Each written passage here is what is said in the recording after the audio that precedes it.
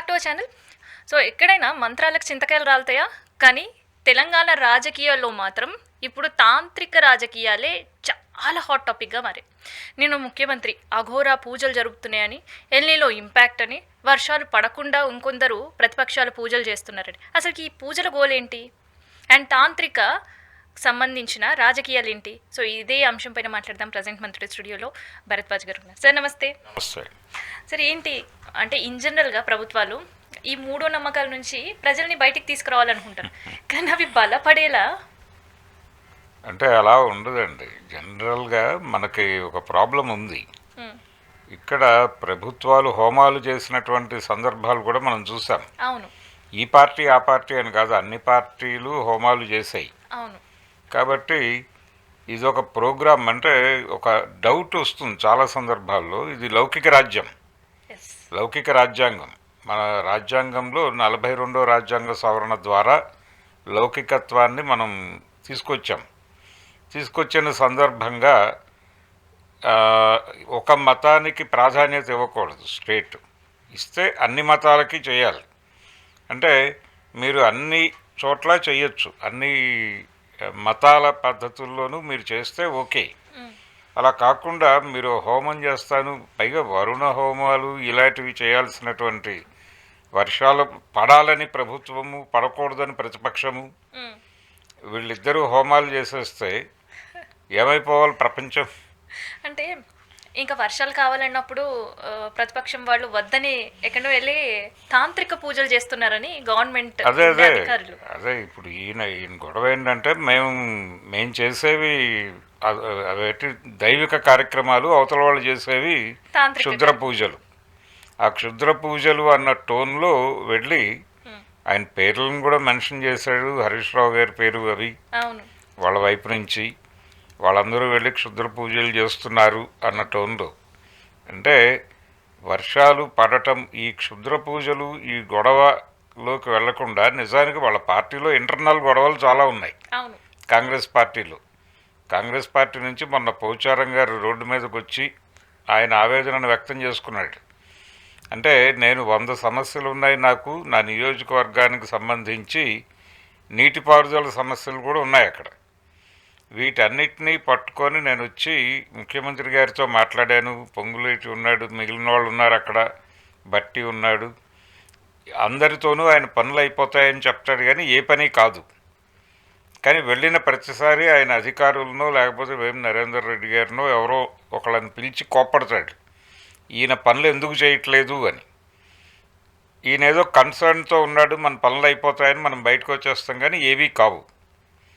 ఇదొక విచిత్రమైనటువంటి, అంటే బట్టల షాప్లో టీ చెప్పడం లాగా తయారైంది అనే అర్థమవుతుంది మనకి. ఇంటర్నల్ గొడవలు కనిపిస్తున్నాయి. అంటే ఈ బట్టల షాపుల్లో టీ చెప్పడం అంటే కస్టమర్లు రాగానే 2 టీ అంటాడు ఆయనలాగా, అంటే టీ తీసుకురాకు అని. వీళ్ళకేమో టీ చెప్తున్నాడు అనే ఫీలింగ్ కలుగుతుంది. ఇలా తయారైంది పరిస్థితి అని చెప్పి పోచారం ఓపెన్గానే మాట్లాడాడు. ఈ అభిప్రాయం చాలామంది ఎమ్మెల్యేల్లో ఉంది.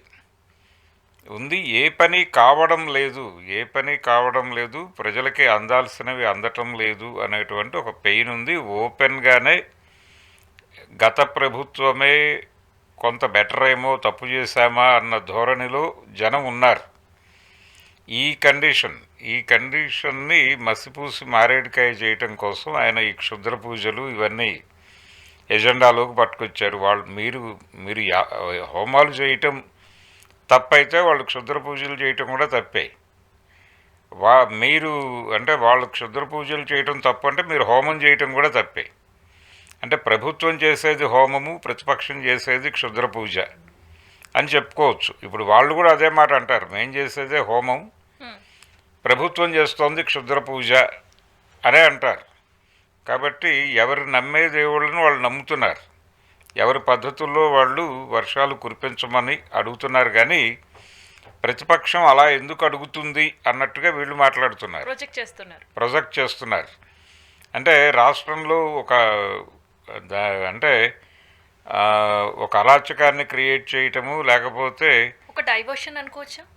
ఇది డైవర్షన్. అంటే ప్రతిపక్షం మీద లాజికల్గా వీళ్ళు విమర్శలు చేయటం అనేది కాకుండా ఇలాంటి విమర్శలు చేయటం అనేది కరెక్ట్ కాదు. వాళ్ళు పొలిటికల్ విమర్శలే పెడుతున్నారు. ఎస్. రాజకీయ విమర్శల్ని రాజకీయ విమర్శలతోనే ఎదుర్కోవాలి. అంతే తప్ప ఇప్పుడు నీటిపారుదల సమస్యలకు సంబంధించి 100 ప్రశ్నలు అడిగారు వాళ్ళు. ఏ ఒక్కదానికి సమాధానం ఏ ఒక్కదానికి సమాధానం లేదు.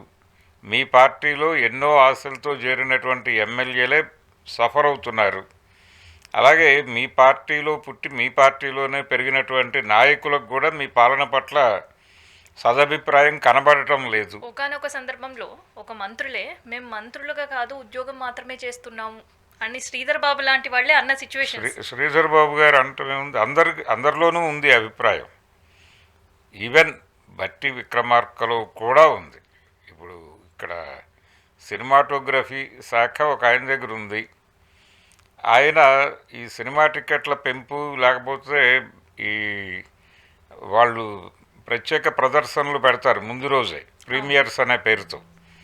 ఆ ప్రీమియర్స్కి సంబంధించింది ఏది కూడా నా దగ్గరికి రావట్లేదని చెప్పి కోమటిరెడ్డి గారు బహిరంగంగానే చెప్పుకున్నాడు. అవును, గద్దర్ అవార్డ్స్ కార్యక్రమం సంబంధించి కూడా ఆయన బైకౌట్ చేసి వెళ్ళిన సిచ్యువేషన్స్. అవును, అంటే ఎవరిది ఏ శాఖో తెలియట్లేదు. నేరుగా సీఎం గారే మాట్లాడుకుంటున్నాడు, ఆయనతోనే డీల్ సెట్ చేసుకుంటున్నారు, ఆర్డర్లు వెళ్ళిపోతున్నాయి. మంత్రులు అనేవాళ్ళు ఉత్సవ విగ్రహాల్లాగా ఉన్నారు అనే మాట అయితే రకరకాల సందర్భాల్లో బయటకు వచ్చింది. అంటే గతంలో మంత్రులు ఒక బాధ్యతగా ఉండేవారు. అంటే సీఎం గారు సమీక్ష చేస్తే చేసేవాడు, కానీ ప్రధాన నిర్ణయాలు మంత్రులు తీసుకోగలిగి ఉండేవారు. ఇప్పుడు ఆ పరిస్థితి లేదు. సో ఇష్యూస్ బయటికి రావద్దు, దీనిపైన ఎట్లాంటిది కూడా పబ్లిక్లోకి వెళ్ళొద్దనేనా ఈ తాంత్రిక మంత్రాలు లేదంటే తాంత్రిక వాళ్ళు తాంత్రిక పూజలు చేస్తున్నారని ఈయన గొడవ. ఈయన హోమం చేస్తాడు, వాళ్ళు చేసేది తాంత్రిక పూజ. అంటే వాళ్ళు చేసేవి రాజకీయాలు కాదు, మేము చేసేవే రాజకీయాలు. ఈ గొడవ నడుస్తోంది. సరే, ఈ గొడవ కాసేపు పక్కన పెడితే పబ్లిక్ జనాల్లో ఇన్ జనరల్గా ఈ గ్రహణాల టైంలో, అమావాస్యల టైంలో పోలీసులు చాలా పకడ్బందీగా ఉంటారు, ఇలాంటివి ఏవి కూడా యాక్టివిటీస్ జరగొద్దు అని. అలాంటి సందర్భంలో ఒక పార్టీకి సంబంధించిన ముఖ్యమంత్రి లేదంటే ఎమ్మెల్సీలు, మంత్రులే వీటిని ప్రొవోక్ చేసేటట్టు మాట్లాడితే జనం ఎలా తీసుకోవాలి? అంటే ఒక మతం కొమ్ముగాసి మాట్లాడటమే ఇది. ఒక మతం తాలూకా అంటే ఇప్పటికే అభిప్రాయం ఉంది. మెజారిటీ మతానుసారంగా ప్రభుత్వాలు నడుస్తున్నాయి. మెజారిటీ మతం అంటే హిందూ మతం ఆధారంగానే ప్రభుత్వాలు నడుస్తున్నాయనే అభిప్రాయం మైనారిటీల్లో ఉంది. అంటే మీరు ఏ రకమైనటువంటి మత వ్యవహారాలని ప్రభుత్వం ఎంటర్టైన్ చేయక్కర్లేదు.